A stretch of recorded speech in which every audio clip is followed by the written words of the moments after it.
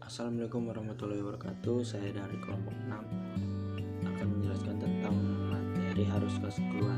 Pertama saya akan menjabarkan definisi tentang arus kas. Menurut Ikatan Indonesia, definisi arus kas adalah arus masuk dan keluar atau setara kas. Definisi di atas dapat diketahui bahwa arus kas merupakan jumlah kas yang mengalir masuk dan keluar dari suatu perusahaan dalam suatu periode tertentu. Dengan kata lain, arus kas adalah perubahan yang terjadi dalam perkiraan kas suatu periode tertentu. Nah, di sini masuk ke arus kas keluar. Arus kas keluar itu arus kas yang terjadi dari kegiatan transaksi yang mengakibatkan beban pengeluaran kas. Arus kas keluar atau cash outflow terdiri dari pengeluaran biaya bahan baku, tenaga kerja langsung dan biaya pabrik. 2. Pengeluaran biaya administrasi umum dan administrasi penjualan. 3. Pembelian aktiva tetap. 4. Pembayaran hutang-hutang perusahaan. 5. Pembayaran kembali investasi dari pemilik perusahaan. 6. Pembayaran sewa, pajak, dividen, bunga, dan pengeluaran lainnya. Laporan arus kas ini memberikan informasi yang relevan tentang penerimaan dan pengeluaran kas dari perusahaan dalam suatu periode tertentu dengan mengklasifikasikan transaksi berdasarkan pada kegiatan operasi, investasi, dan pendanaan. Masuk ke jurnal pengeluaran kas. Buku kas keluar merupakan jurnal khusus yang digunakan untuk mencatat semua pengeluaran yang dilakukan secara tunai atau kas dari berbagai jenis transaksi yang terjadi di suatu perusahaan.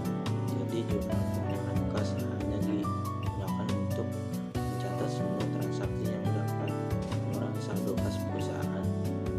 Penyusunan atau pendataan jurnal pengeluaran kas dapat dicatat sebagai berikut, yaitu di mana posisi kredit sebagai akun kas dan posisi debit sebagai akun yang mengakibatkan berkurangnya nilai saldo kas perusahaan.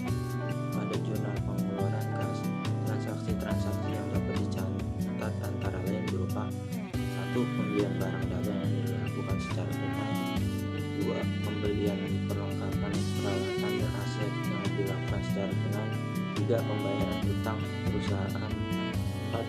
Pembayaran biaya-biaya seperti biaya sewa, biaya ganti, dan biaya listrik. 5. Pengambilan uang untuk keperluan pribadi sepemilik atau yang disebut tipe. Bentuk dari jurnal pengeluaran kas itu tersendiri terdiri dari 6 kolom yang setiap kolomnya memuat 1. Tanggal. Tanggal digunakan untuk mencatat waktu terjadinya transaksi. 2. Nomor bukti transaksi. Digunakan untuk mencatat nomor bukti transaksi. Biasanya, nomor bukti transaksi berupa faktur penjualan. Yang ketiga, keterangan atau uraian. Digunakan untuk mencatat keterangan transaksi yang terjadi. Poin yang keempat, referensi. Digunakan untuk memberikan tanda yang berkaitan dengan pemostingan transaksi ke buku besar. 5. Akun yang didebet. Digunakan untuk mencatat nominal bernilai debit. Kolom akun yang didebet dipecah menjadi 3 subkolom, yaitu pembelian, utang, dan akun serba-serbi. 3 subkolom tersebut terdiri dari akun pembelian. Akun ini digunakan untuk mencatat nilai pembelian barang dagang yang digunakan secara tunai. Yang kedua, utang. Utang digunakan untuk mencatat pembayaran utang. 3. Akun serba-serbi. Akun serba-serbi digunakan untuk mencatat akun-akun lainnya. Kolom akun serba-serbi dipecah menjadi 2 subkolom, yaitu akun dan jumlah. Untuk kolom akun digunakan untuk mencatat jenis akun yang tersedia. Contohnya adalah akun perlengkapan jika terjadi pembelian perlengkapan secara tunai. Untuk kolom jumlah digunakan untuk mencatat nilai dari jenis akun yang berkaitan. Dan yang terakhir, yang keenam, akun yang dikredit. Digunakan untuk mencatat nominal bernilai kredit. Kolom akun yang dikredit dipecah menjadi 2 subkolom, yaitu akun kas dan akun pembelian. 2 subkolom tersebut dibagi. Pertama, akun kas digunakan untuk mencatat nilai utang yang dikeluarkan. Yang satunya lagi Potongan pembelian digunakan untuk mencatat nilai potongan pembelian yang diterima atas transaksi pembelian barang dagang. Cara dan contoh pembuatan jurnal pengeluaran kas yaitu sebagai berikut. Pada tanggal 5 Maret 2018, toko Ceria membeli barang dagangan dari CV Bahana senilai Rp1.500.000 secara tunai dengan nomor faktur PB 35. Potongan pembelian yang didapatkan oleh CV Bahana sebesar 2%. Pengisian di jurnal pengeluaran kasnya adalah sebagai berikut. Kolom tanggal 5 Maret 2018, kolom nomor bukti transaksi PB 35, kolom keterangan CV, kolom keterangan CV Bahana. Kolom referensi, jika transaksi telah diposting ke buku besar, maka tandai dengan tanda V atau checklist. Jika belum diposting, maka dikosongkan terlebih dahulu.